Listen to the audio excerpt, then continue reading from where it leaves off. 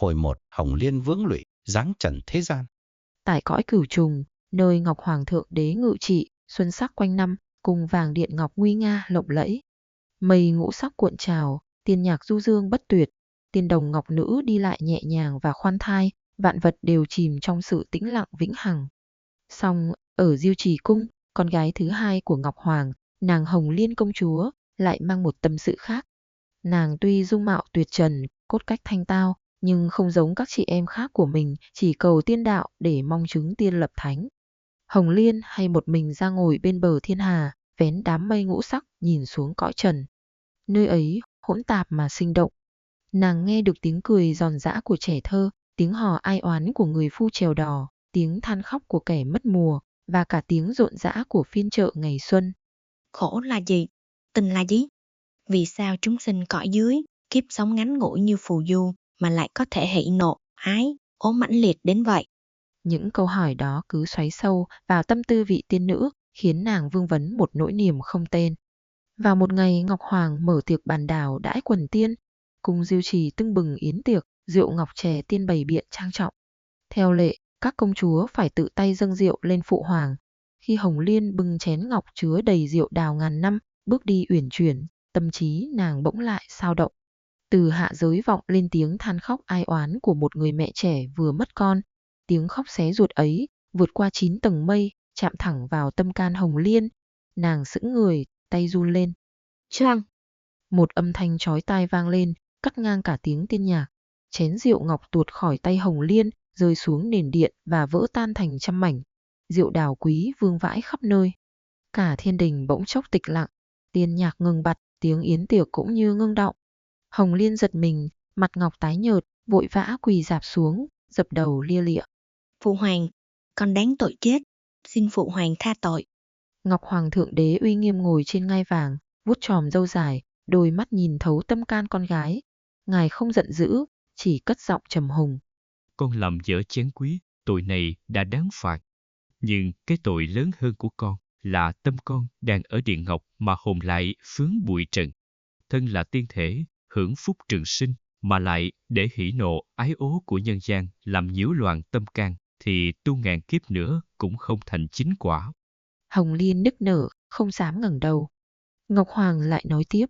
Trẫm thấy con đã nặng lòng với cõi trần tục, vậy trẫm cho con toại nguyện, con hãy xuống trần một phen, nếm trải cho đủ vị mặn, ngọt, chua, cay, đắng của kiếp người. Hãy xem cái khổ và cái tình mà con tò mò có thực như con tưởng. Ngài dừng một chút rồi phán. Đây không phải là đầy ải, mà là một kiếp tu. Khi nào con hoàn toàn thấu hiểu và tự mình gỡ bỏ được sợi dây vương vấn ấy, con khắc sẽ trở về. Lui ra đi. Hồng Liên cúi đầu lạy tạ phụ hoàng. Trong lòng nàng vừa sợ hãi, lo lắng, lại vừa thoáng một tia nhẹ nhõm kỳ lạ. Nàng bị đưa đến đài luân hồi, ánh sáng chói lòa, thân thể tiên nga tan biến trong gió. Lại nói chuyện dưới hạ giới. Bấy giờ là đầu thời Hậu Lê, năm Quý Sửu, tức năm 1433, vua Lê Thái Tông trị vì.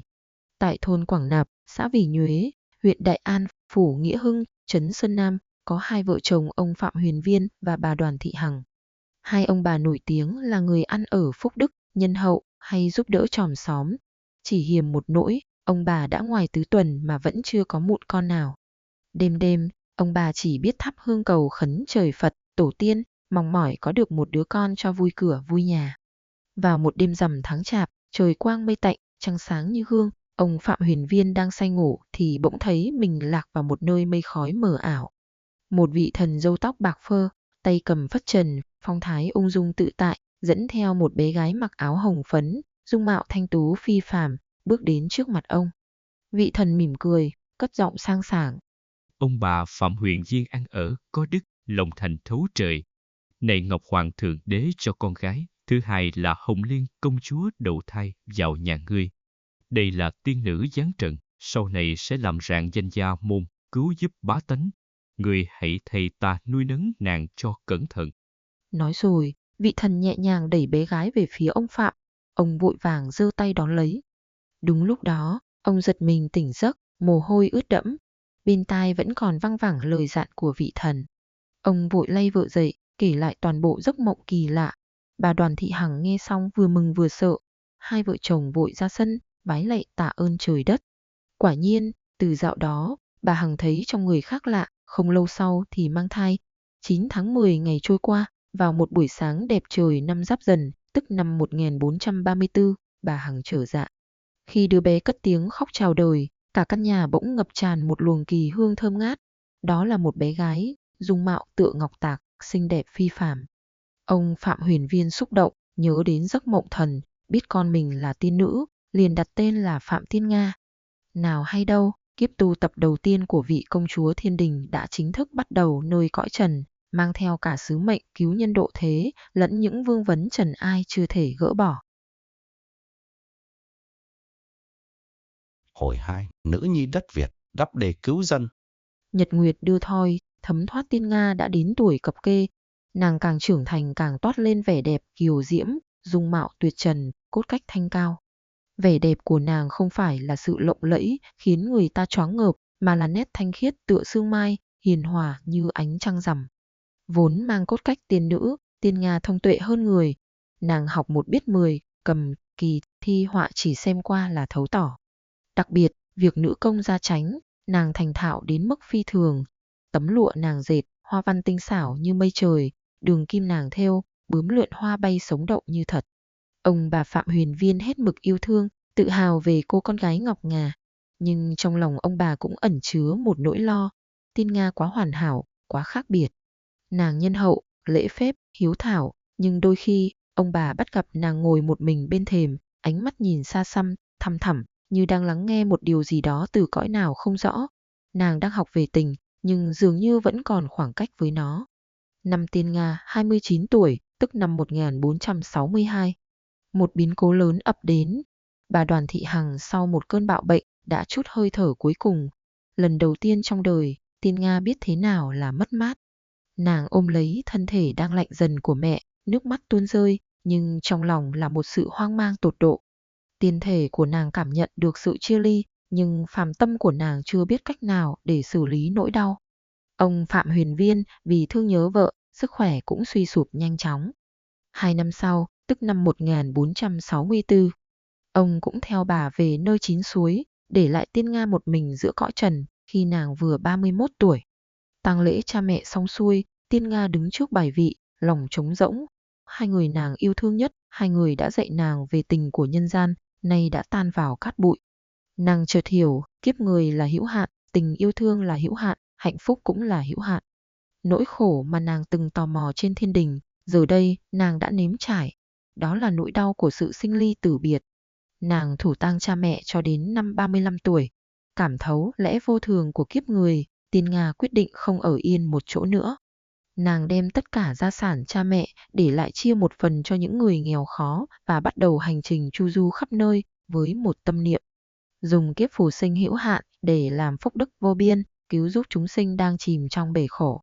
Nàng đi về phía đông, đến vùng ven biển Đại Hà. Nơi đây, con sông hung dữ như một con thủy long, năm nào cũng gầm gào dâng nước, cuốn phăng nhà cửa, ruộng vườn. Người dân quanh năm bán mặt cho đất, bán lưng cho trời, nhưng chỉ một trận lụt là mất trắng. Tiên Nga đến đúng vào mùa nước nổi. Nàng đứng trên một gò đất cao, nhìn cảnh tượng trước mắt mà tâm can quặn thắt. Nước đục ngầu cuồn cuộn chảy, tiếng người la khóc, tiếng trâu bò giống lên tuyệt vọng. Những mái nhà tranh chỉ còn nhô lên lập lờ trong biển nước. Một lão nông quỳ sụp bên mép nước, hai tay bấu chặt vào lớp đất bùn và gào khóc. Trời ơi, sao ngài nỡ hại dân tôi? Đê Ba Sát năm nào cũng đắp, năm nào cũng vỡ. Chúng tôi còn sống sao nổi? Trái tim Tiên Nga như bị ai bóp nghẹt. Nàng nhận ra, nỗi khổ của chúng sinh còn lớn hơn nỗi đau mất mát của riêng nàng. Nàng bước đến, đỡ vị lão nông dậy, giọng nói thanh thoát mà cương quyết. Thưa cụ, đê vỡ thì chúng ta đắp lại. Nước hung dữ, nhưng lòng người đoàn kết còn mạnh hơn. Dân làng thấy một cô gái trẻ đẹp, phong thái phi phàm, ăn nói lạ lùng thì ngơ ngác, nhưng Tiên Nga không nói suông. Ngay hôm sau, nàng cho người đi triệu tập tất cả trai tráng trong vùng, đem hết vàng bạc mình, của cải của mình ra mua lương thực, đá tảng, tre gỗ. Nàng đứng trên gò cao, chỉ tay xuống dòng nước xoáy. Con nước ở đây chảy xiết, phải dùng đá học mà kè móng. Chỗ kia dòng hiền hơn, phải trồng tre, đóng cọc mà giữ đất. Chúng ta không chỉ đắp đê, chúng ta phải trị được con nước. Bằng trí tuệ của tiên gia, nàng nhìn thấu được địa thế, hiểu rõ được dòng chảy hàng ngàn người, dưới sự chỉ huy của nàng, bắt đầu một cuộc chiến vĩ đại với thiên nhiên. Ngày ngày, Tiên Nga cũng chẳng quản thân lấm bùn xình, tay gánh vác, tiếng hò reo của nàng truyền thêm nhuệ khí. Nàng đi đến đâu, tiếng hò vang lên đến đó. Nàng dùng tiền của mình nuôi quân, cứu trợ dân. Thấy nàng một nữ nhi mà còn quyết tâm như vậy, ai nấy đều dốc hết sức mình. Công cuộc đắp đê ròng rã suốt mấy tháng trời. Cuối cùng, con đê Ba Sát hùng vĩ cũng được hoàn thành. Nó đứng sừng sững như một bức thành đồng, chế ngự dòng thủy long hung hãn. Ngày con đê hợp long, cả vạn dân reo hò vang trời, họ quỳ xuống lạy tạ Tiên Nga, gọi nàng là nữ thần cứu thế. Sau khi trị thủy thành công, Tiên Nga nhận thấy việc giao thương, đi lại của dân chúng còn nhiều cách trở. Nàng lại bỏ tiền của thuê thợ giỏi, bắc 15 nhịp cầu đá qua những con ngòi, con rạch. Nàng còn tổ chức dân chúng khơi ngòi, dẫn nước tưới tiêu cho đồng ruộng, biến những vùng đất khô cằn thành ruộng lúa xanh tốt. Hành trình của Phạm Tiên Nga chưa dừng lại. Nàng đã cứu người dân khỏi cái khổ về thân xác, nhưng nàng vẫn cảm thấy mình cần phải làm gì đó cho cái tâm của họ. Nàng tiếp tục đi về phía Tây, hướng đến những chốn chùa chiền thanh tịnh. Hồi ba dâu tằm vì nhuế, mãn kiếp về trời. Sau khi trị thủy, bắc cầu, khơi ngòi, giúp dân chúng vùng Đại Hà thoát khỏi cảnh lũ lụt lầm than, Phạm Tiên Nga nhận ra nàng mới chỉ cứu họ khỏi cái khổ về thân xác. Nhưng nhìn những khuôn mặt còn hằn nét ưu tư, nàng hiểu rằng cái tâm của họ cũng cần một chốn nương náu. Bước chân phiêu lãng lại đưa nàng về hướng Tây, trở lại vùng quê Vỉ Nhuế. Nàng thấy nhiều chùa chiền, am tự, vốn là nơi an ủi tinh thần cho dân chúng, nay cũng nhuốm màu tàn phai. Tại chùa Kim Thoa, tượng Phật rêu phong, khói hương lạnh lẽo, sân chùa cỏ mọc tùm. Nàng liền phát tâm công đức, dùng số bạc còn lại cho tu sửa, tô tượng, đúc chuông. Âm thanh của tiếng chuông chùa thanh thoát lại vang lên, xua đi cái không khí ảm đạm, gọi người dân trở về nương tựa cửa Phật. Không dừng lại ở đó, nàng tìm đến chùa Đồn Xá. Nơi đây còn hoang vu hơn, không chỉ cửa Phật điêu tàn mà dân chúng cũng phiêu tán. Chiến tranh, dịch bệnh, đói kém đã đẩy họ vào cảnh ly tán, đất đai màu mỡ mà phải bỏ hoang. Đứng trước cảnh tượng điều hưu ấy, Tiên Nga chợt hiểu ra một lẽ sâu xa. Bạc tiền cho dân, rồi cũng sẽ hết. Lương thực cứu đói, rồi cũng sẽ cạn. Muốn dân an, phải cho họ cái kế sinh nhai. Nàng bèn quyết định dừng chân nơi đây. Nàng chiêu mộ những người dân phiêu tán còn sót lại, thuyết phục họ quay về quê cũ lập ấp. Ban đầu, ai nấy đều e ngại, bởi đất thì hoang, nhà thì nát, lấy gì mà sống. Tiên Nga mỉm cười hiền hậu, chỉ vào những bãi đất ven sông. Chúng ta có đất, có nước, có bàn tay. Ta sẽ không cho mọi người cá, ta sẽ dạy mọi người cách dệt lưới. Nàng liền xuất tiền, mua giống dâu tằm tốt nhất, lại mời những thợ dệt lành nghề từ nơi khác về. Vốn là bậc thầy về nữ công, Tiên Nga tự mình dạy dân cách khai khẩn đất hoang, trồng dâu, nuôi tằm. Từng luống dâu xanh mướt dần mọc lên, thay thế cho cỏ dại. Những nong tằm ăn dỗi lại kêu, báo hiệu một sự sống mới đang về. Rồi nàng lại dạy đàn bà con gái cách kéo tơ dệt lụa. Tiếng thoi đưa lách cách, nhịp nhàng, ban đầu còn vụng về sau đã thành thạo, vang lên trong khắp xóm ấp. Những tấm lụa đầu tiên được dệt ra, óng ả dưới nắng, còn quý hơn cả vàng ròng. Từ một vùng đất chết, Đồn Xá dần hồi sinh. Dân phiêu tán nghe tin, lũ lượt kéo về. Làng mạc được dựng lại. Ruộng dâu bạt ngàn, tiếng thoi đưa, tiếng cười nói rộn rã thay cho cảnh điều hưu.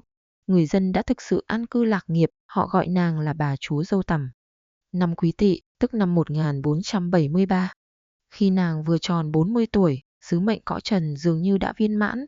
Nàng đã nếm trải tình cảm gia đình, đã thấu hiểu nỗi khổ sinh ly tử biệt và đã dùng hết tâm sức của một kiếp người để cứu nhân độ thế. Vào đêm mùng 2 tháng 3 năm ấy, dưới ánh trăng sáng, Tiên Nga cho gọi các bô lão trong làng đến, dặn dò họ phải yêu thương, đùm bọc lẫn nhau, giữ lấy nghề dâu tằm mà sinh sống. Lời nàng nhẹ nhàng mà thanh thoát, tựa hồ không phải là lời trăng trối, mà là lời dặn dò trước khi đi xa. Đêm đó, nàng tắm gội sạch sẽ, thay y phục thanh khiết. Nàng không nằm nghỉ, mà ngồi tĩnh tọa giữa phòng, nét mặt an nhiên, tựa như đang chìm vào một giấc mộng đẹp. Sáng hôm sau, mùng 3 tháng 3, dân làng không thấy nàng thức giấc. Họ gọi cửa, nhưng không tiếng đáp. Khi mọi người mở cửa bước vào, chỉ thấy căn phòng ngập tràn một luồng kỳ hương thơm ngát, mà thân thể nàng đã nhẹ nhàng hóa đi, trở về cõi thiên. Dân chúng vì Nhuế, Đồn Xá và cả vùng Sơn Nam vô cùng thương tiếc, nhưng người ta không khóc thương, mà kính ngưỡng. Họ biết nàng không phải người phàm, nàng là tiên nữ giáng trần cứu giúp họ. Để tưởng nhớ công đức vĩ đại ấy, nhân dân đã lập phủ Đại La Tiên Từ ngay trên nền nhà cũ của cha mẹ nàng, và lập phủ Quảng Cung tại quê mẹ nàng để đời đời thờ phụng. Kiếp giáng trần thứ nhất của Phạm Tiên Nga đã kết thúc như thế, trọn vẹn với cả chữ tình và chữ nghĩa. Nhưng nào hay đâu, sợi dây duyên nợ với cõi trần vẫn còn chưa dứt. Hồi 4, Vẫn Vương cõi tục, tái sinh nhà Lê. Lại nói về Hồng Liên công chúa, từ khi mãn kiếp tu tập cõi trần, trở về Cửu Trùng, thân tiên thể đã trở về Diêu Trì cung, nhưng tâm tư nàng dường như vẫn lưu lại chốn nhân gian. Nàng thường lặng lẽ đứng bên bờ thiên hà, ánh mắt u hoài nhìn xuống cõi trần. Nàng nhìn thấy quê hương Quảng Nạp, nơi nàng đã sinh ra, nàng thấy con đê Ba Sát sừng sững, nơi nàng đã cứu dân, nàng thấy những nương dâu xanh mướt, nơi nàng đã dạy dân dệt lụa. Nàng thấy cha mẹ phàm trần, ông Phạm Huyền Viên và bà Đoàn Thị Hằng, nay đã theo vòng luân hồi, đầu thai vào kiếp khác. Lòng nàng chợt dâng lên một nỗi xót xa, một sự trống vắng lạ lùng. Cái tình mà nàng xuống trần để tìm hiểu, giờ đã trở thành một sợi dây ràng buộc. Nàng đã nếm trải tình mẫu tử, phụ tử thiêng liêng, nàng cũng đã nếm trải nỗi đau sinh ly tử biệt. Kiếp tu tập đầu tiên đã giúp nàng thấu hiểu cái khổ, nhưng cũng gieo vào lòng nàng cái duyên trần thế. Sự an nhiên vĩnh hằng của cõi tiên bỗng trở nên vô vị, nỗi nhớ thương cõi tục ngày một lớn dần. Nàng nhận ra, kiếp thứ nhất của mình tuy đã làm tròn việc cứu nhân độ thế, nhưng lại thiếu mất một phần quan trọng của kiếp người, tình yêu nam nữ, nghĩa phu thê và hạnh phúc được tự mình ẵm bồng con trẻ. Một ngày, nàng quyết định quỳ trước điện linh tiêu, dâng sớ cầu xin. Ngọc Hoàng Thượng Đế nhìn ái nữ, đã biết rõ tâm tư, cất giọng uy nghiêm. Hồng Liên, con đã hoàn thành kiếp tu tập, cớ sao lòng còn chưa dứt? Hồng Liên dập đầu, tấu. Tâu phụ hoàng, thành nữ đã thấu hiểu nỗi khổ nhân gian. Nhưng cũng chính vì vậy, thành nữ lại càng vương vấn cái tình của họ. Kiếp trước con là một nữ thần cứu thế, kiếp này con chỉ xin được làm một người vợ, một người mẹ bình thường.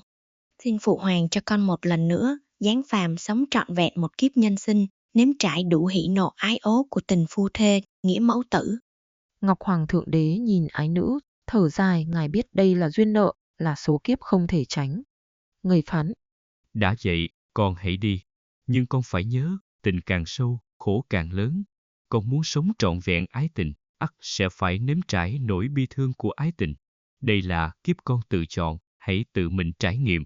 Hồng Liên lạy tạ, nàng một lần nữa rời bỏ thân tiên, hóa thành một vệt sao băng, giáng thẳng xuống cõi trần. Bấy giờ là năm Đinh Tỵ, tức là năm 1557, tức sau hơn 84 năm tính từ ngày mất của thân phận kiếp trước Phạm Tiên Nga của mình. Thời vua Lê Thiên Hữu, tại thôn Vân Cát, huyện Thiên Bản, Hạt Sơn Nam Hạ, có ông Lê Thái Công và bà Trần Thị Phúc. Hai ông bà là hậu duệ của dòng họ Trần Lê sống nhân nghĩa, đức độ, chỉ hiềm nỗi đã lớn tuổi mà đường con cái vẫn hiếm hoi. Đêm nọ, bà Trần Thị Phúc đang mộng, bỗng thấy một tiên nữ áo trắng từ trên mây giáng xuống, tay ôm một đóa hoa sen hồng, mỉm cười nói. Ta vâng mệnh trời xuống đầu thai làm con của ông bá. Bà giật mình tỉnh giấc, kể lại cho chồng, hai ông bà mừng rỡ khôn xiết. Từ đó bà mang thai. Đến ngày mùng 10 tháng 2, trời quang đãng, hương thơm ngập nhà, bà sinh hạ một nữ nhi. Đứa bé vừa lọt lòng đã không khóc, chỉ mở to đôi mắt trong veo nhìn quanh. Lớn lên, dung mạo xinh đẹp như hoa như ngọc, thông tuệ lạ thường. Ông Lê Thái Công thấy con gái mình có cốt cách phi phàm, lại nhớ đến giấc mộng thần, biết đây là tiên nữ giáng trần, liền đặt tên cho con là Lê Giáng Tiên. Hồi 5, gặp gỡ Đào Lang, vẹn tròn chữ duyên. Thời gian tựa bóng câu qua cửa, Lê Giáng Tiên nay đã đến tuổi trăng tròn.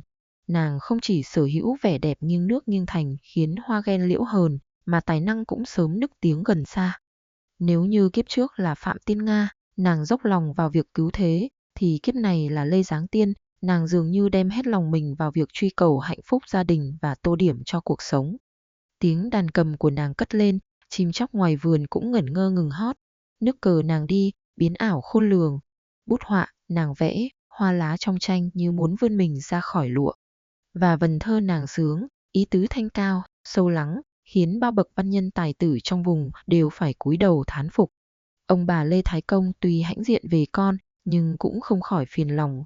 Gái sắc, gái tài, nhưng Giáng Tiên dường như vẫn giữ một khoảng cách. Nàng hiếu thảo, dịu dàng, nhưng lại như một vầng trăng sáng vằng vặc trên cao, ai cũng ngưỡng mộ mà không ai dám lại gần. Nàng đang chờ đợi, nhưng chính nàng cũng không biết mình chờ đợi điều gì. Cho đến một ngày Tết Nguyên Tiêu, làng Tiên Hương cùng xã Vân Cát tổ chức hội thơ đầu xuân. Giáng Tiên, theo lời mời, cũng đề một bài thơ Vịnh Hoa Mai trên một tấm lụa hồng.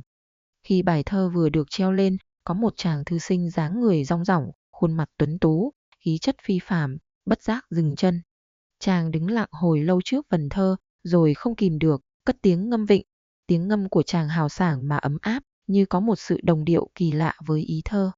Giáng Tiên đứng từ xa, nghe tiếng ngâm, lòng bỗng chợt xao động. Nàng nhìn chàng thư sinh, thấy chàng cũng quay lại nhìn mình. Bốn mắt gặp nhau. Ngay khoảnh khắc ấy, Giáng Tiên cảm thấy trái tim mình, vốn tĩnh lặng như nước hồ thu, bỗng nhiên gợn sóng. Chàng thư sinh ấy chính là Trần Đào Lang, một người con ưu tú trong làng, nổi tiếng thông minh, hiếu học, cũng là bậc tài hoa. Trần Đào Lang bước đến, cúi đầu thi lễ. Tài hà Trần Đào Lang, mạn phép được hỏi, có phải vị tiểu thư đây chính là tác giả của vần thơ tuyệt bút này? Giáng Tiên mặt ửng hồng nhẹ gật đầu. Từ buổi gặp gỡ định mệnh ấy, một sợi tơ hồng vô hình đã buộc chặt hai người. Trần Đào Lang dùng tài văn chương của mình để cảm mến nàng. Giáng Tiên dùng tiếng đàn, vần thơ để đáp lại. Họ không cần nói nhiều, chỉ một ánh mắt, một nụ cười, cũng đủ hiểu tâm ý của nhau. Đây chính là thứ tình mà Hồng Liên đã khao khát trên thiên đình. Không phải là tình phụ tử, mẫu tử thiêng liêng như kiếp trước, mà là tình yêu nam nữ, là sự rung động của hai tâm hồn đồng điệu. Nàng đã sống mấy mươi năm ở kiếp trước, cứu vạn sinh linh, nhưng trái tim nàng chưa một lần đập loạn nhịp và thổn thức như lúc này. Ông bà Lê Thái Công thấy con gái biết vui, biết buồn, biết thẹn thùng, thì mừng rỡ vô cùng. Thấy Trần Đào Lang là người xứng đôi vừa lứa, môn đăng hộ đối, hai bên gia đình liền định ngày lành, tổ chức một hôn lễ linh đình. Ngày Giáng Tiên về nhà chồng, mây trời dường như cũng rực rỡ hơn. Nàng thực sự đã trở thành một người vợ trần thế. Cuộc sống vợ chồng son sắt, mặn nồng, Trần Đào Lang hết mực yêu thương, trân trọng nàng. Giáng Tiên dốc lòng làm một người vợ hiền, dâu thảo. Và rồi điều nàng mong mỏi nhất, điều khiến nàng chấp nhận rời bỏ cõi tiên, cuối cùng cũng đến. Một năm sau, nàng sinh hạ được một bé trai kháu khỉnh, đặt tên là Nhân. Vài năm sau, lại thêm một bé gái xinh xắn, đặt tên là Hòa. Giây phút ôm đứa con đỏ hòn còn vương mùi sữa trong tay, Giáng Tiên đã bật khóc. Nước mắt của nàng không phải là nước mắt của tiên nữ nhìn chúng sinh khổ lụy, mà là nước mắt hạnh phúc, viên mãn của một người mẹ. Nàng đã có chồng, có con, chữ duyên đã vẹn tròn, chữ tình đã đong đầy. Nàng đã thực sự trở thành một con người với tất cả hạnh phúc bình dị nhất. Nàng chìm đắm trong hạnh phúc ấy, hưởng thụ từng giây từng phút bên chồng, bên con, mà quên mất lời cảnh báo của Phụ Hoàng năm xưa. Tình càng sâu, khổ càng lớn. Hồi 6, 21 tuổi xuân, dứt tình quy tiên. Những năm tháng êm đềm tựa dòng suối ngọc trôi qua, tổ ấm của Giáng Tiên và Đào Lang cùng hai con trẻ tựa như một bức tranh tiên cảnh giữa chốn nhân gian. Nàng đã dốc hết tâm tư để làm một người vợ hiền, một người mẹ thảo, hưởng thụ từng khoảnh khắc hạnh phúc mà kiếp trước nàng chưa từng trải nghiệm. Nhưng hạnh phúc trần thế, cũng như sắc hoa mùa xuân, rực rỡ đấy mà ngắn ngủi thay. Giáng Tiên, trong niềm vui viên mãn, đã quên mất rằng mình vốn dĩ không thuộc về nơi này. Nàng chỉ là một tiên nữ xuống trần để tìm duyên trải duyên, để hiểu được thế nào là duyên, thế nào là tình, và thời điểm về trời đã đến rất gần. Năm Đinh Sửu, tức năm 1577, khi Giáng Tiên vừa tròn 21 tuổi xuân. Nàng đang ở độ rực rỡ nhất của đời người, con cái vừa mới bi bô tập nói, tình chồng vợ đang lúc mặn nồng. Vào đúng ngày mùng 3 tháng 3 năm ấy, khi Giáng Tiên đang ngồi bên khung cửi dệt lụa, miệng mỉm cười ngắm hai con thơ đang chơi đùa ngoài sân. Bỗng nhiên, nàng cảm thấy lồng ngực thắt lại, một cơn choáng váng ập đến. Tay chân nàng bủn rủn, con thoi trên tay rơi xuống đất, tạo nên một âm thanh khô khốc. Mọi vật trước mắt nàng bỗng trở nên mờ ảo. Nàng nghe thấy tiếng gọi, không phải tiếng gọi từ phu quân và cốt nhục, mà là một âm thanh vừa uy nghiêm, vừa xa lạ, vọng về từ Cửu Trùng Cung. hồn thể của nàng đang bị triệu hồi. Trần Đào Lang đang đọc sách ở thư phòng, nghe tiếng động, vội chạy ra. Chàng kinh hoàng thấy vợ mặt hoa tái nhợt, thân thể mềm oặt, đang tựa vào khung cửi. Giáng tiên, nàng sao vậy? Tỉnh lại đi, nàng đừng làm ta sợ. Chàng ôm lấy nàng, nhưng thân thể nàng đã bắt đầu lạnh dần. Giáng tiên cố mở mắt, nhìn chồng, nhìn con, ánh mắt tràn ngập một nỗi bi ai và luyến tiếc vô bờ. Lời cảnh báo của phụ hoàng năm xưa, Tình càng sâu, khổ càng lớn. giờ mới vang dội trong tâm trí nàng. Nàng đã cầu xin được nếm trải ái tình, giờ đây nàng phải nếm trải nỗi đau đớn nhất của ái tình. Sợ biệt ly. Nàng cố đưa tay lên, muốn chạm vào mặt chồng một lần cuối, nhưng cánh tay đã không còn sức lực. Giáng tiên chút hơi thở cuối cùng trong vòng tay của Trần Đào Lang. Tiếng gào khóc của Đào Lang xé tan cả bầu trời vân cát. Tiếng con thơ ngơ ngác gọi. Mẹ ơi đừng bỏ con mà. Mà không thấy mẹ trả lời. Hạnh phúc viên mãn bỗng chốc vỡ tan như bọt nước. Mới ngày hôm qua còn quấn quýt bên nhau, hôm nay đã là âm dương cách biệt. Cả làng Tiên Hương chìm trong tang tóc. Người ta không hiểu vì sao một người con gái tài sắc, đức hạnh như Giáng tiên lại phải mệnh bạc ra đi khi tuổi đời còn quá trẻ. Chỉ có Trần Đào Lang, trong nỗi đau tê dại, lờ mờ cảm thấy vợ mình không phải người phàm. Nàng đến như một giấc mộng và ra đi cũng như một làn sương khói. Linh hồn Giáng tiên, hay chính là Hồng Liên công chúa, không thể siêu thoát. Nàng lơ lửng bên trên mái nhà, nhìn chồng mình tiều tụy, ôm con mà khóc cạn nước mắt. Nàng nhìn con thơ khát sữa, ngơ ngác tìm hơi ấm của mẹ. Trái tim nàng như có ngàn vạn mũi dao đâm xuyên. Nàng đã thấu hiểu, đây mới chính là cái khổ lớn nhất của nhân gian. Không phải là cái khổ vì lũ lụt, đói nghèo, mà là cái khổ của sự ái biệt ly, của tình yêu còn nồng đượm mà sinh tử phải chia lìa. Cái tình mà nàng khao khát, nay đã trở thành sợi xiềng xích vô hình, trói chặt linh hồn nàng nơi trần thế. Nàng không thể trở về cửu trùng, mà cũng không thể siêu thoát vào luân hồi. Trần Đào Lang chôn cất nàng tại một gò đất cao, đẹp nhất trong vùng. Người dân thương tiếc, lập đền thờ ngay cạnh lăng mộ nàng. Nơi đó, về sau chính là quần thể phủ dày nổi tiếng, đời đời hương khói không dứt. Nhưng câu chuyện của nàng vẫn chưa kết thúc. Nỗi vương vấn quá lớn với chồng con, với cõi trần này, đã định sẵn cho một lần giáng thế thứ ba, một lần giáng thế phi thường và oanh liệt nhất.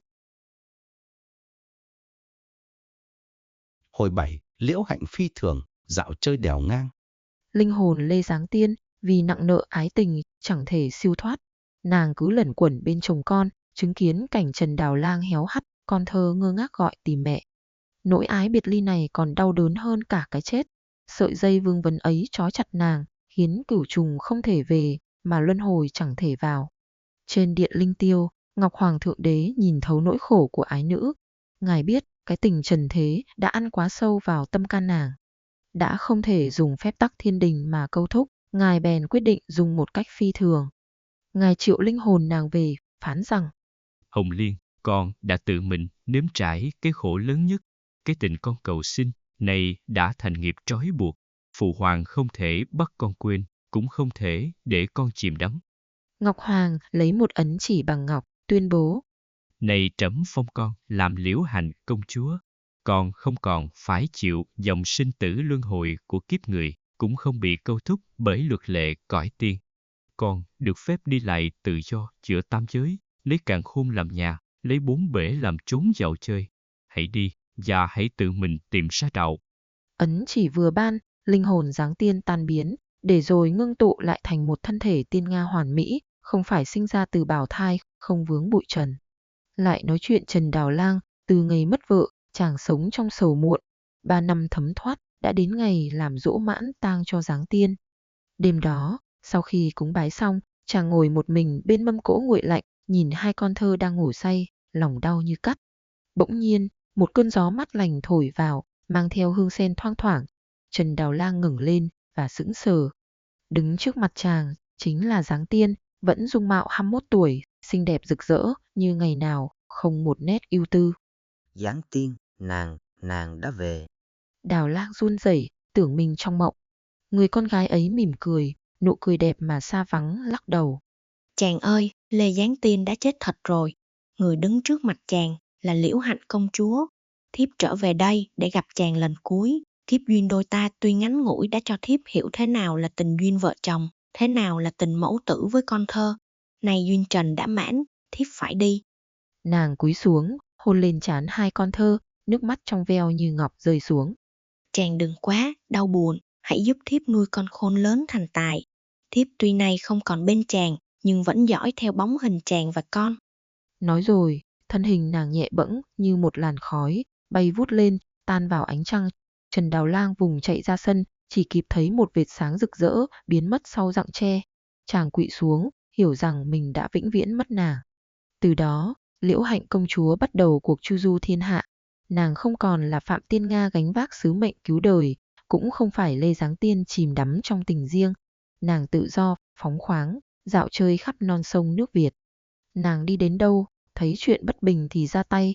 Nàng trừng trị kẻ ác, giúp đỡ người hiền, ban phước cho kẻ cơ hàn. Phép thuật của nàng biến hóa khôn lường, như thần như thánh. Một ngày, bước chân phiêu lãng đưa nàng về phương Nam, đến con đèo ngang hùng vĩ, nơi giáp ranh giữa Hà Tĩnh và Quảng Bình. Đèo cao mà hiểm trở, mây mù che phủ, vượn kêu chim hót, lại thường có cướp bóc, yêu ma quấy nhiễu. Liễu Hạnh mỉm cười, nàng nghĩ bụng. Nơi này cảnh đẹp, nhưng lòng người còn hiểm. Ta thử ở lại đây xem sao. Nàng hóa phép, dựng nên một cái quán lá đơn sơ ngay chân đèo, bên cạnh một dòng suối trong vắt. Nàng hóa thành một cô gái bán hàng, tuổi vừa đôi mươi, nhan sắc tươi tắn, rực rỡ như một đóa hoa rừng. Quán của nàng chỉ có trà xanh, vài cái bánh dân dã và mấy nậm rượu thuốc. Khách qua đường, dù là tiểu phu hay thương nhân, thấy cô hàng nước xinh đẹp lạ lùng, nói năng duyên dáng, ai cũng mến, cũng ghé vào. Họ không biết rằng trà nàng bán là nước cam lồ, uống vào thì khỏe mạnh, hết bệnh tật, rượu nàng mời là rượu tiên, uống vào thì tinh thần sảng khoái. Tiếng đồn về tiên cô quán nước chân đèo ngang ngày một bay xa. Nàng đang an nhiên thưởng ngoạn cảnh sắc thì một ngày kia, bỗng có tiếng chiêng trống ầm ĩ, tiếng quân lính quát tháo, dẹp đường vang dội cả một góc núi. Từ phía bắc, một đoàn xe ngựa cờ xí dập trời đang tiến lại. Đi đầu là một vị hoàng tử con vua Lê, nổi tiếng kiêu căng, hiếu sắc. Chàng ta đi tuần thú, nhưng thực chất là để dạo chơi, tìm của ngon vật lạ, thấy gái đẹp thì bắt về phủ. Khi đoàn kiệu đi ngang qua quán lá, vị hoàng tử vén rèm nhìn ra, hắn sững sờ. Nhan sắc của cô hàng nước này còn đẹp hơn vạn lần đám cung nữ hắn có. Lòng tà dâm nổi lên, hắn nhếch mép cười, phất tay cho kiệu dừng lại. Hồi 8, trừng trị hoàng tử náo động càn khôn. Vị hoàng tử con vua Lê, mắt vẫn không rời khỏi cô hàng nước, phất tay cho đám lính dừng lại. Hắn bước xuống kiệu, bộ áo gấm bào lấp lánh, nhưng ánh mắt thì lộ rõ vẻ tà dâm ngạo mạn. Lính trắng giản ra, gươm giáo sáng lòa, quát tháo đám dân phu đang nép mình bên đường. Hoàng tử tiến thẳng đến quán lá, không thèm nhìn ấm trà, chỉ nhìn chằm chằm vào Liễu Hạnh, cất giọng trịch thượng. Quán con cóc mà cũng có mỹ nhân bậc này, thật là phí của trời. Liễu Hạnh vẫn bình thản, tay rót một chén trà xanh ngát, khói bay lượn lờ, mỉm cười đáp. Bẩm quan nhân, quán nhỏ đón khách qua đường. Nước suối thanh khiết, chỉ đãi người quân tử. Rượu thuốc thơm nồng, chỉ bán cho bậc anh hùng. Không biết hoàng tử muốn dùng gì. Lời nói vừa mềm mỏng vừa sắc như dao. Hoàng tử sững lại một giây, rồi phá lên cười ha hả. Quân tử, anh hùng, ta không cần trà, cũng chẳng cần rượu. Ta cần nhà ngươi. Một con hát trốn sơn giã mà dám lên mặt dạy đời. Người đâu, bắt nó lại, đưa về phủ cho ta. Một tên lính béo mập, mặt mày hung tợn, nhe răng cười, vươn bàn tay thô kệch định tóm lấy vai nàng. Muốn bắt ta? Liễu Hạnh mỉm cười, nụ cười bỗng trở nên lạnh lẽo. Ngay khi bàn tay tên lính sắp chạm vào áo nàng, thân hình Liễu Hạnh bỗng nhòe đi như một làn khói. Tên lính chụp vào khoảng không, lảo đảo suýt ngã. Hắn ngơ ngác nhìn lại, cô gái đẹp đã biến mất. Nhưng lạ thay, trên chiếc bàn gỗ nàng vừa ngồi xuất hiện một quả đào tiên, to bằng bát đại, chín mọng, tỏa hương thơm ngát khiến người ta thèm thuồng. Hoàng tử ngạc nhiên, rồi lại cười gằn. Rồi cho yêu thuật, tưởng biến thành quả đào thì ta tha cho à, đem nó cho ta. Tên lính béo vừa vươn tay định chộp lấy quả đào bỗng nảy lên, tựa như có chân. Nó lăn một vòng trên bàn, rồi vút một tiếng, hóa thành một con bạch hầu cực lớn. Con khỉ nhe nanh, trợn mắt, cất một tiếng kêu chít chói tai, rồi nhanh như chớp, phóng thẳng vào mặt vị hoàng tử. Hoàng tử kinh hoàng. Con bạch hầu đáp thẳng lên đầu hắn, dùng móng vuốt sắc nhọn cào cấu, giật phăng chiếc mũ vương miện bằng vàng. Nó nhảy múa trên vai hắn, vừa kêu vừa tát vào mặt hắn đen đét.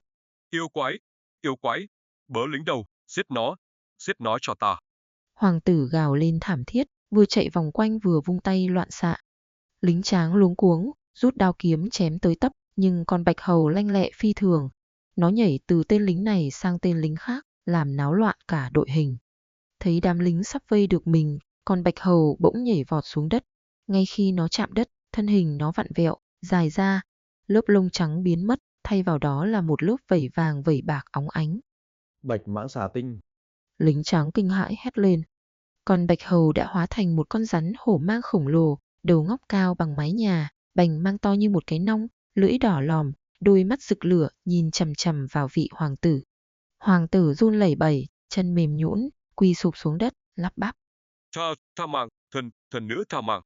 Con mãng xà khổng lồ không tấn công, nó từ từ trườn tới, quấn quanh thân thể vị hoàng tử, nhưng không siết lại.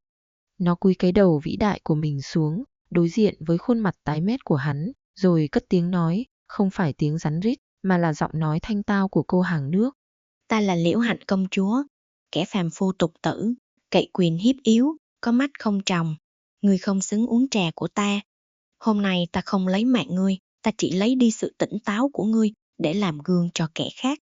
Nói dứt lời, con mãng xà há miệng, phả vào mặt hoàng tử một luồng yêu khí lạnh như băng.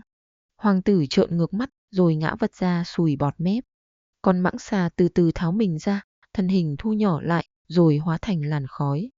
Khi khói tan, Liễu Hạnh lại đứng đó, vẫn là cô hàng nước xinh đẹp, tay phủi bụi trên tà áo, bình thản như chưa có chuyện gì xảy ra. Nàng nhìn đám lính đang run rẩy như cầy sấy, lạnh lùng nói. Hoàng tử của các ngươi không phúc hưởng trà tiên, cút đi. Đám lính hồn bay phách lạc, vội vã súng lại, khiêng vị hoàng tử đã hoàn toàn điên dại, vừa cười vừa la hét lên kiệu, cuống cuồng quay đầu chạy thục mạng về kinh. Liễu Hạnh đứng nhìn theo, nụ cười hiền hậu đã biến mất, thay vào đó là vẻ uy nghiêm lạnh lùng của một vị thần. Hồi 9, triều đình nổi giận, hưng binh vấn tội. Tin dữ đèo ngang như một cơn địa chấn, theo vó ngựa của đám tản quân, truyền về kinh thành Thăng Long. Cả triều đình rung động. Cảnh tượng vị hoàng tử bị khiêng về trên cáng, tóc tai rũ rượi, xiêm y rách nát đã là một sự sỉ nhục. Nhưng điều kinh hoàng hơn là trạng thái của hắn. Hắn không còn là người tỉnh táo nữa mà tinh thần đã bị tổn thương trầm trọng. Hắn lúc thì phá lên cười sằng sặc, lúc lại co rúm người gào thét nào là có rắn, nào là có khỉ, nào là đào tiên, nhưng lạ hóa người, ăn nói hàm hồ, rồi lại chắp tay vái lạy vào không trung. Tin báo lên điện Kính Thiên. Vua Lê đang ngự triều, nghe tin con trai mình hóa điên, Long Nhan giận dữ. Ngài đập mạnh xuống long án, chén trà ngọc văng xuống vỡ tan. Yêu quái phương nào to gan, dám hãm hại hoàng tử, coi thường thiên uy. Chú Trịnh ngồi bên, mặt cũng xa sầm. Đây không chỉ là chuyện của một hoàng tử, đây là một cái tát thẳng vào uy quyền của triều đình. Phép nước ở đâu khi mà con vua cũng bị yêu ma trêu ghẹo, hãm hại đến điên cuồng ngay giữa ban ngày. Các đại thần run rẩy, không ai dám cất lời. Đám lính hầu run rẩy kể lại sự việc, qua lời họ, cô hàng nước xinh đẹp đã bị thêm mắm dặm muối, trở thành một nữ yêu quái tóc tai bù xù, mắt đỏ như máu, có tài biến hóa khôn lường. Vua Lê tuy giận nhưng cũng phải ngậm bồ hòn làm ngọt. Ngài tuy biết rõ con trai mình hiếu sắc, ắt hẳn đã trêu ghẹo trước mới rước họa vào thân. Nhưng thể diện hoàng gia không cho phép ngài thừa nhận điều đó.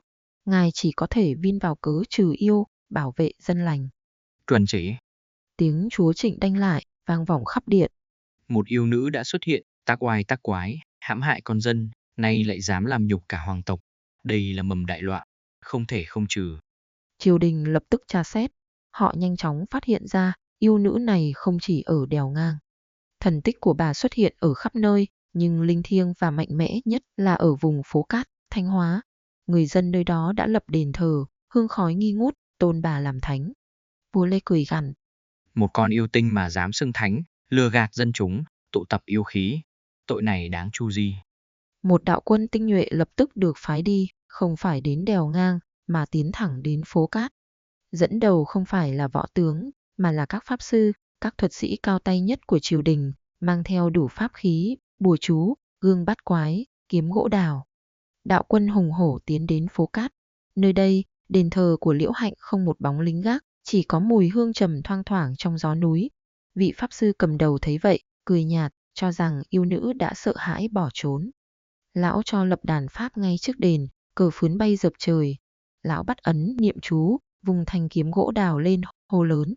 Yêu nữ phố cát, mau ra chịu trói, nếu không ta sẽ cho ngươi hồn bay phách tán. Lời vừa dứt, bỗng nhiên trời quang mây tạnh bỗng tối sầm lại. Mây đen từ đâu kéo về cuồn cuộn. Một cơn gió lốc kinh hoàng từ trong đền phụt ra.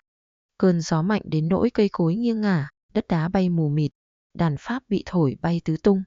Cờ xí gãy nát, bùa chú bay lả tả như giấy vụn, những ngọn nến trên đàn tắt phụt, thanh kiếm gỗ đào trên tay vị pháp sư gãy làm đôi. Lão pháp sư kinh hãi, ngẩng đầu lên, lão không thấy ai, nhưng nghe rõ một giọng nói phụ nữ thanh tao mà lạnh lùng, vang vọng từ trên trời. Kẻ mắt thịt, dám múa rìu qua mắt thợ. Ta tha cho các ngươi cái mạng, cút về nói với vua chúa của các ngươi, đừng xen vào việc của thần thánh. Dứt lời, cơn gió lốc lại nổi lên, cuốn phăng cả đám pháp sư lẫn đám quân lính. Đội quân tinh nhuệ hoảng loạn, ngựa lồng, người xéo lên nhau mà chạy. Vị pháp sư cầm đầu bị chấn động, hộc máu tươi ngay tại chỗ, được đám lính khiêng thục mạng về kinh. Đạo quân chinh phạt đầu tiên thất bại thảm hại, mà còn chưa kịp nhìn thấy mặt yêu nữ. Hồi 10, Sòng Sơn đấu trí, Tiền Thánh lập mưu. Tin phố cát thất thủ bay về, điện Kính Thiên một phen rúng động. Vua Lê mặt rồng xa sầm, chúa Trịnh khí tức uất nghẹn. Đám pháp sư tài giỏi nhất, những kẻ vốn tự xưng có thể hô phong hoán vũ, nay kẻ thì hộc máu, kẻ thì khiếp đảm đến mất trí, chỉ nhắc đi nhắc lại hai chữ thần uy. Thể diện hoàng gia bị trà đạp, phép nước bị coi thường. Triều đình nhận ra, đây không phải là một yêu nữ tầm thường có thể dùng bùa chú trần gian mà trấn áp. Giữa lúc triều đình bế tắc, một vị đại thần tóc bạc phơ bước ra, cúi đầu tâu. Thưa bệ hạ, thưa chúa thượng, phàm trần đã bất lực, muốn trị thần, phải dùng thần. Thần xin tiến cử một người, có lẽ là hy vọng duy nhất của chúng ta. Cả triều đình nín thở, vị đại thần cất giọng. Đó chính là Tiền Quân Thánh, sư tổ của phái nội đạo Tràng. Nghe đến 4 chữ Tiền Quân Thánh, ai nấy đều kinh ngạc. Đây là một nhân vật huyền thoại. Người ta đồn, ông vốn là một tướng nhà trời, pháp hiệu là Cát Tiên Ông, nhưng vì ngộ đạo, ông giáng trần, lập ra phái nội đạo Tràng, tu luyện ở núi Hoàng Sơn. Pháp lực của ông sâu không lường được, đã đạt đến cảnh giới giao thoa giữa thần và Phật. Một đạo thánh chỉ lập tức được ban ra, cấp tốc phi đến Hoàng Sơn. Tiền Quân Thánh, trong bộ đạo bào giản dị, tiếp nhận thánh chỉ. Nghe kể lại toàn bộ sự việc, lão chỉ lắc đầu, thở dài.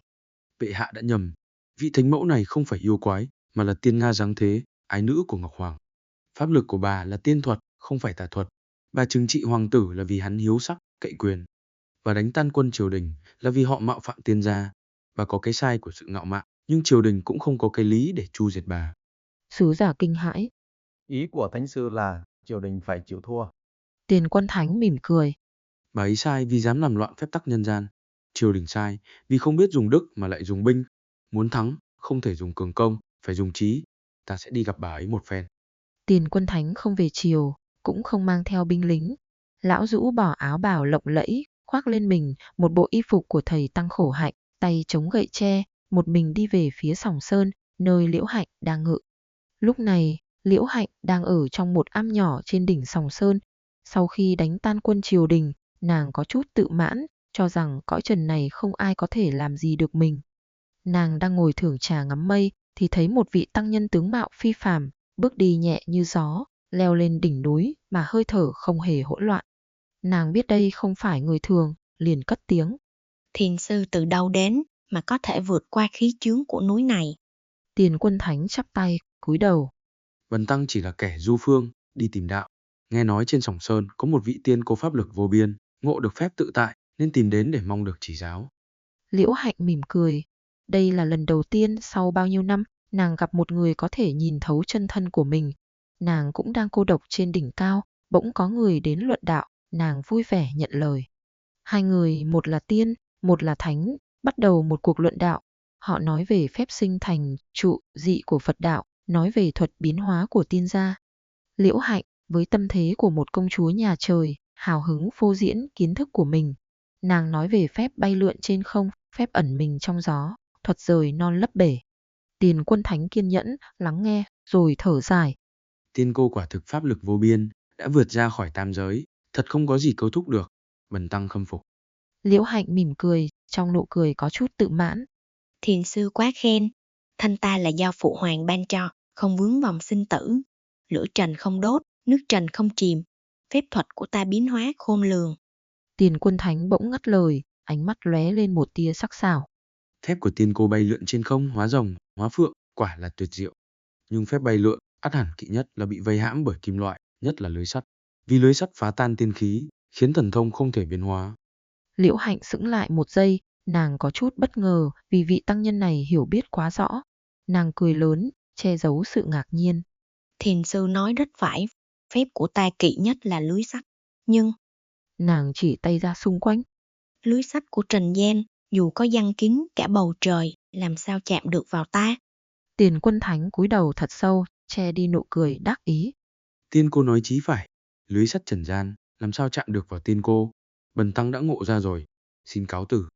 Vị tăng nhân quay người, bước xuống núi nhanh như lúc đến. Liễu Hạnh công chúa mỉm cười tiễn khách, trong lòng vẫn còn lâng lâng vì có người tri kỷ luận đạo. Nàng không hề hay biết mình vừa tự tay trao thanh gươm cho kẻ sắp sửa tiêu diệt mình. Tiền Quân Thánh, ngay khi xuống khỏi Sòng Sơn, biết chính xác mình cần gì. Lão không cần lưới của trần gian, lão cần một tấm lưới thần. Lão không quay về chiều, mà lập tức bay thẳng về thượng giới, tìm đến một vị còn cao hơn cả Ngọc Hoàng. Lão tìm đến Đức Phật Tổ. Hồi 11, đại chiến phố Cát, sa cơ thất thế. Tiền Quân Thánh trở lại cõi trần, không về kinh đô Thăng Long, mà lập tức đến thẳng Hoàng Sơn. Lão biết, bảo vật của Đức Phật ban cho chính là túi thần chứa lưới sắt kim cang, chỉ có thể dùng một lần và phải dùng vào thời điểm then chốt nhất. Lão cho triệu tập lại toàn bộ đạo quân triều đình, nhưng lần này không chỉ có pháp sư, mà còn có cả bát bộ kim cương, 8 vị tướng tinh nhuệ của nội đạo tràng và hàng vạn binh lính tinh nhuệ nhất. Lần này không phải để vấn tội, mà là để bắt sống. Triều đình được tin Tiền Quân Thánh đã có cách đối phó, lòng tin tăng vọt. Một đạo quân hùng hậu, cờ xí dợp trời, chống trận vang đất, hùng hổ tiến về phố Cát. Khí thế của họ được sự gia trì của Tiền Quân Thánh khác hẳn vẻ hoảng sợ của lần trước. Trên Sòng Sơn, Liễu Hạnh công chúa đã cảm nhận được luồng sát khí đằng đằng đang tiến đến. Nàng cũng đã nghe tin triều đình cầu cứu một vị thánh của nội đạo tràng. Nàng mỉm cười ngạo nghễ, cho rằng kẻ tăng nhân hôm trước chỉ là một kẻ tò mò, còn vị thánh này, dẫu có bản lĩnh, cũng không thể hơn nàng. Một công chúa kiểu trùng thiên. Nàng không chờ quân lính đến chân núi. Nàng bay thẳng ra, đứng trên một tảng đá lớn ở cửa ngõ phố Cát, thần mặc áo lụa đào, phong thái ung dung, chờ đợi. Đạo quân triều đình tiến đến, thấy nàng đứng một mình, vừa kinh ngạc vì vẻ đẹp phi phàm, vừa run sợ trước khí thế bức người. Tiền Quân Thánh bước ra, vẫn trong bộ đạo bào giản dị, chắp tay. Thưa tiên chúa, bần đạo đã có lời khuyên, nhưng tiên chúa vẫn cố chấp, làm loạn phép tắc càn khôn. Nay triều đình thuận lẽ trời, phải lập lại trật tự. Xin tiên chúa theo ta về kinh chịu phán xét. Liễu Hạnh bật cười, tiếng cười trong như chuông bạc, nhưng lạnh như băng. Kẻ phàm nhân cái ngươi lập ra phép tắc cho phàm nhân. Ta là thần, ta tự có phép tắc của thần. Kẻ có tội là tên hoàng tử dâm ô, là đám vua chúa cậy quyền. Các ngươi không trị cái gốc, lại dám đến đây hỏi tội ta. Tiền thánh, ông đã dám mạo phạm, đừng trách ta không nể tình đạo hữu. Nói dứt lời, Liễu Hạnh phất tay áo. Một cơn cuồng phong bỗng từ đâu nổi lên, cuốn thẳng vào đội hình quân lính. Gió rít gào như vạn quỷ thần than khóc, cát đá bay mù mịt, trời đất tối sầm. Quân lính hoảng loạn, người ngựa che mặt, đội hình tan tác. Tiền Quân Thánh hét lớn. Bát bộ kim cương lập trận. 8 vị tướng nội đạo tràng lập tức kết ấn, tạo thành một vòng kim quang, che chắn cho chủ tướng. Liễu Hạnh thấy phép thuật của mình bị chặn lại, cơn giận bốc lên. Nàng quyết định dùng đến chân thân, dập tắt hoàn toàn ý chí của đám người phàm. Nàng hét lớn một tiếng, thân hình bay vút lên không trung, ánh sáng rực rỡ chói lòa, thân thể ngọc ngà biến hóa. Giữa tầng mây xuất hiện không phải một, mà là 2 con rồng vĩ đại, một con vảy vàng rực rỡ, một con vảy bạc óng ánh. 2 con rồng quấn quýt, lượn vòng trên bầu trời, miệng phun sấm sét, mắt rực lửa, uy nghi chấn nhiếp, đè bẹp mọi ý chí phản kháng. Quân lính bên dưới nhìn thấy thần long, hồn bay phách lạc, quỳ rạp xuống vái lạy, không còn dám nghĩ đến chuyện chiến đấu. Liễu Hạnh trong lốt rồng thần, cất tiếng cười ngạo nghễ, cho rằng trận chiến đã kết thúc. Nhưng chính vào khoảnh khắc nàng tự mãn nhất, ở dưới đất, Tiền Quân Thánh ngửa mặt lên trời. Lão biết, thời cơ đã đến. Chính là lúc này. Lão lẩm nhẩm Phật hiệu, lấy từ trong tay áo ra chiếc túi thần Đức Phật ban tặng. Lão tung chiếc túi lên trời, hét lớn. Thiên la địa võng, thu. Chiếc túi thần bay lên, mở miệng ra. Từ trong đó, không phải một, mà là hàng vạn sợi tơ vàng óng ánh, đan vào nhau thành một tấm lưới sắt khổng lồ, mang đầy Phật tính kim cang.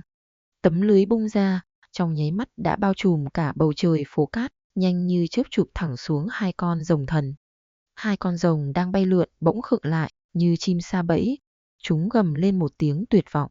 Tấm lưới sắt này không phải sắt phàm, nó mang Phật lực, là khắc tinh của mọi tiên khí. Lưới xiết đến đâu, tiên khí của Liễu Hạnh bị phá tan đến đó. Nàng điên cuồng vẫy vùng, phun lửa, gọi sấm, nhưng tất cả đều vô dụng. Lưới sắt kim cang càng lúc càng siết chặt. Một tiếng hét thê lương vang động, ánh sáng rực rỡ của hai con rồng tắt lịm. Từ trên không, thân hình vĩ đại của chúng co rút lại, biến trở lại thành hình hài của Liễu Hạnh công chúa. Nàng rơi xuống đất, toàn thân bị tấm lưới thần trói chặt, không thể cựa quậy. Phép thuật biến mất, tiên khí bị phong bế. Vị công chúa cửu trùng bất khả chiến bại, nay đã sa cơ, nằm bất lực trên mặt đất. Tiền Quân Thánh bình thản bước tới, nhìn nàng khẽ thở dài. Lão vung tay ra lệnh. Mất lại, áp giải về kinh. Hồi 12, Quỹ Cửa Phật, Thành Mã Vàng Bồ Tát. Đoàn quân áp giải thắng trận trở về kinh thành Thăng Long, mang theo một tù nhân đặc biệt. Cả kinh thành náo động. Dân chúng đổ ra xem vị yêu nữ đã khiến hoàng tử hóa điên, đã đánh tan đạo quân triều đình. Nhưng họ không thấy một yêu quái dữ tợn, họ chỉ thấy một người con gái, dung mạo tuyệt thế, dù thân bị trói trong lưới sắt, vẫn ngẩng cao đầu, ánh mắt kiêu hãnh không hề khuất phục. Nàng bị áp giải, mà tựa như đang đi giữa cõi vô thường, không một chút run sợ. Tại điện Kính Thiên, không khí nặng nề như chì. Vua Lê và chúa Trịnh ngự trên ngai vàng, Long Nhan vừa có vẻ hả hê của kẻ chiến thắng, lại vừa có nét e dè trước một quyền lực siêu nhiên. Tiền Quân Thánh đứng một bên, vẻ mặt bình thản. Liễu Hạnh công chúa bị giải vào giữa điện. Chúa Trịnh hắng giọng, cố lấy lại uy quyền quát lớn. Yêu nữ to gan, ngươi từ đâu đến, dám dùng tà thuật làm loạn càn khôn hãm hại hoàng tử, chống lại thiên binh. Nay đã xa lưới, ngươi còn gì để nói. Liễu Hạnh, dù tiên khí bị phong bế, thần thái vẫn bức người. Nàng không nhìn chúa Trịnh, mà ngẩng đầu nhìn thẳng vào vua Lê, cất giọng trong trẻo mà đanh thép, vang vọng khắp điện rồng. Ta không phải yêu nữ, ta là Liễu Hạnh, ái nữ của Ngọc Hoàng. Ta bị bắt không phải vì ta làm điều ác, mà vì ta đã đụng chạm đến quyền uy của các người. Nàng nhìn sang vị hoàng tử vẫn còn đang ngây dại ở một góc điện, rồi nói tiếp. Hoàng tử của ngài, cậy quyền cậy thế, hiếu sắc dâm ô, buông lời trêu ghẹo, định ra tay với bẩn bản tiên. Ta trừng trị hắn, là trừng trị kẻ bất thiện. Xin hỏi bệ hạ, ta làm thế là đúng với phép nước, hay trái với phép nước? Một câu hỏi làm cả triều đình câm nín. Nàng cười nhạt. Nếu hoàng tử phạm pháp mà không ai dám trị, vậy phép nước của triều đình lập ra để làm gì? Để bảo vệ kẻ quyền thế hay để che chở cho dân lành? Ta chống lại quân đội các người là vì các người che chở cho cái ác, dùng binh đao để đàn áp lẽ phải. Vậy thử hỏi, tội ta là gì? Lời biện hộ đanh thép ấy như những nhát búa gõ thẳng vào lương tâm, vào thể diện của cả vương triều. Vua Lê mặt đỏ bừng, giận dữ mà không thể bắt bẻ. Chúa Trịnh cứng họng. Đúng lúc vua Lê định nổi giận, bất chấp phải trái, hạ lệnh xử trảm, thì giữa lúc đó, một sự kiện phi thường xảy ra. Cả điện Kính Thiên bỗng bừng lên một luồng kim quang rực rỡ, ấm áp mà uy nghiêm vô tận, mùi hương hoa yêu đàm thoang thoảng. Từ trên không trung, Đức Phật Tổ Như Lai hiện ra, ngồi trên đài sen 9 tầng, ánh mắt từ bi nhìn xuống chúng sinh. Tấm lưới sắt kim cang trói buộc Liễu Hạnh, vốn là bảo vật của nhà Phật, bỗng tự động nới lỏng rồi tan biến. Tiền Quân Thánh, người đã cầu mượn bảo vật, lập tức sững người, rồi vội vàng quỳ rạp xuống, cúi đầu. Bần đạo bái kiến Đức Thế Tôn. Cả triều đình, từ vua, chúa đến quân lính, thấy Phật quang hiển hiện, đều kinh hoàng, vội vàng quỳ lạy như dạ. Đức Phật không nhìn họ, ngài nhìn Liễu Hạnh, cất giọng trầm ấm, vang vọng như tiếng chuông chùa. Liễu Hạnh, con có tiên cốt, có lòng nhân ái, nhưng tâm còn quá ngạo mạn, ỷ tài khinh người, nên mới sa vào kiếp nạn này. Phép tắc của tiên giới con không tuân, luật lệ của trần gian con không trọng. Con tự cho mình là lẽ phải, nên mới dùng oán để báo oán. Đó không phải là con đường giải thoát. Liễu Hạnh công chúa, từ lúc xa cơ đến giờ vẫn kiêu hãnh, nhưng khi đối diện với Đức Phật, nghe những lời từ bi ấy, nàng bỗng cảm thấy mọi sự ngạo mạn của mình tan biến. Nàng cúi đầu. Tiền Quân Thánh đứng dậy, đã ngộ ra ý của Phật tổ. Lão không phải được cử đến để tiêu diệt, mà là để độ cho nàng. Lão hiểu rằng, chỉ có cửa Phật mới có thể dung chứa được một tính cách tự do, phóng khoáng mà đầy trắc ẩn như Liễu Hạnh. Tiền Quân Thánh liền sai quân lính mang đến một bộ quần áo cà sa và một chiếc mũ ni cô. Đức Phật tổ gật đầu. Liễu Hạnh nhìn bộ áo cà sa, rồi nhìn lên Đức Phật, nàng chợt hiểu ra con đường của mình. Đây mới là sự tự do tối thượng. Nàng lạy tạ Đức Phật rồi tự tay nhận lấy áo mũ. Ngay khoảnh khắc, nàng khoác tấm áo cà sa lên thân thể tiên Nga, cả người nàng bừng lên một luồng thánh quang. Nàng mỉm cười, nụ cười thanh thản, không còn vương vấn hận thù, cũng chẳng còn bi lụy ái tình. Nàng cúi đầu tạ ơn Tiền Quân Thánh, rồi thoát biến lên mây, đi theo Phật tổ. Hồi 13, Tây Hồ tương ngộ, mẫu nghi thiên hạ. Lại nói về Liễu Hạnh công chúa, từ sau cuộc đại chiến Phố Cát, nàng theo gót Phật tổ, quy y cửa Phật, thành tựu chính quả, hiệu là Mã Vàng Bồ Tát. Tấm áo cà sa khoác lên thân thể tiên Nga, dường như đã gột rửa hết mọi oán hờn, sân si, ngạo mạn. Nàng giờ đây không còn bị trói buộc bởi ái tình phu thê, cũng không còn dùng thần thông để chứng tỏ uy quyền. Nhưng dứt được sân giận, nàng vẫn còn nặng từ bi, dứt được tình riêng, nàng vẫn còn vương duyên nợ với non sông nước Việt. Thân tuy ở cõi Phật mà tâm vẫn luôn dõi theo chúng sinh. Bởi vậy, người đời vẫn thấy nàng hiển linh. Nàng không còn trừng phạt ai, mà chỉ lặng lẽ ban phước, cứu giúp kẻ cơ hàn, và đặc biệt, nàng tìm đến những bậc hiền tài, quân tử để luận đạo, để thử lòng. Bấy giờ, Trạng Bùng Phùng Khắc Khoan là một bậc kỳ tài của đất nước, văn chương nức tiếng, khí phách hơn người. Năm ông được cử đi sứ sang phương Bắc, khi đoàn sứ bộ dừng chân ở chùa Thiên Minh, tại Lạng Sơn, ông vào chùa vãn cảnh. Đêm đó, trăng sáng vằng vặc, Phùng Khắc Khoan đang dạo bước trong sân, bỗng thấy dưới gốc đa cổ thụ, một người con gái mặc xiêm y trắng muốt, dung mạo thanh tao, thoát tục, đang một mình ngâm thơ. Tiếng ngâm của nàng như suối ngọc, lời thơ của nàng tựa châu sa. Trạng Bùng lấy làm kinh ngạc, tiến lại thi lễ, rồi cất lời họa lại. Hai người, một là Trạng Nguyên đương triều, một là tiên nữ dáng phàm, cứ thế đối đáp thơ văn thâu đêm. Trạng Bùng kinh ngạc, tài học của người con gái này uyên thâm, siêu phàm, không giống người trần. Khi trời vừa rạng sáng, nàng mỉm cười, cúi đầu chào rồi biến mất vào sương sớm. Phùng Khắc Khoan ngẩn ngơ, ngỡ mình vừa trải qua một giấc mộng nam kha. Nhiều năm sau, khi ông đã về hưu, an dưỡng tại Thăng Long, một buổi chiều thu, ông cho thuyền rồng dạo chơi trên hồ Tây. Cảnh hồ mờ ảo sương khói, mặt nước phẳng như gương. Đang lúc tâm hồn thanh thản, ông bỗng ngửi thấy một mùi hương sen thơm ngát, dù bấy giờ đã qua mùa sen. Ông ngẩng đầu, từ phía xa, một chiếc thuyền con lướt tới, nhẹ như lá, không một gợn sóng. Trên thuyền, chính là người con gái năm xưa ông gặp ở chùa Thiên Minh. Nàng vẫn trẻ trung, dung mạo không hề thay đổi. Lần này, Phùng Khắc Khoan đã hiểu. Ông kính cẩn vái. Chẳng hay tiên, cô là vị thần thánh phương nào mà Phùng Khắc Khoan này 2 lần may mắn được tương ngộ. Liễu Hạnh mỉm cười, giọng nói thanh thoát. Trần gian có duyên, ắt sẽ gặp. Ta chỉ là kẻ dạo chơi bốn bể, thấy bậc hiền tài thì mến, thấy cảnh đẹp thì dừng chân. Họ lại một lần nữa xướng họa thơ văn, luận bàn về thế sự, về đạo lý ở đời. Phùng Khắc Khoan càng nói chuyện, càng cảm thấy trí tuệ của mình chỉ là hạt cát so với biển cả. Khi bóng chiều ngả xuống, Liễu Hạnh từ biệt. Phùng Khắc Khoan, lòng đầy kính ngưỡng, muốn lưu giữ lại dấu vết của lần gặp gỡ thần tiên này. Ông cho lập một đền thờ ngay tại bán đảo ven hồ Tây, nơi nàng đã dừng thuyền. Nơi đó chính là phủ Tây Hồ lừng danh ngày nay. Câu chuyện Trạng Bùng gặp tiên giáng trần lan đi, triều đình nhà Lê Trịnh, chính vương triều từng hưng binh chu diệt nàng, giờ đây phải nhìn nhận lại. Họ thấy gì? Họ thấy một vị thần được dân chúng khắp nơi thờ phụng, từ Phủ Dày, Nam Định đến Phố Cát, Thanh Hóa, Sòng Sơn đều ngang, và nay là ngay tại kinh thành Thăng Long, do chính một bậc Trạng Nguyên lập đền. Thiên uy khó lường, lòng dân khó cãi. Triều đình từ chỗ căm giận, chuyển sang kinh sợ, rồi đi đến kính nể. Họ hiểu rằng, Đây là một vị thần bảo hộ cho đất nước. Các sắc phong của triều đình, cả nhà Lê và sau này là nhà Nguyễn liên tiếp được ban xuống.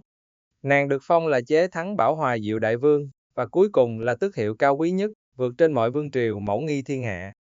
Từ một tiên nữ vương vấn bụi trần, trải qua 3 kiếp sinh tử, nếm đủ tình và khổ, xung đột rồi hòa giải, Liễu Hạnh công chúa đã hoàn thành trọn vẹn hành trình của mình. Nàng không chỉ là một trong tứ bất tử của Việt Nam, mà còn trở thành vị thần chủ tối cao, vị thánh mẫu đứng đầu tín ngưỡng thờ mẫu Tam Phủ. Nàng là hiện thân cho khát vọng tự do, cho chủ nghĩa nhân văn, và cho quyền năng vô tận của người phụ nữ. Tín ngưỡng ấy, với thánh mẫu Liễu Hạnh là trung tâm, đã hòa quyện vào tâm hồn người Việt, trường tồn cùng non sông, và mãi về sau, được nhân loại vinh danh là di sản văn hóa phi vật thể của toàn nhân loại.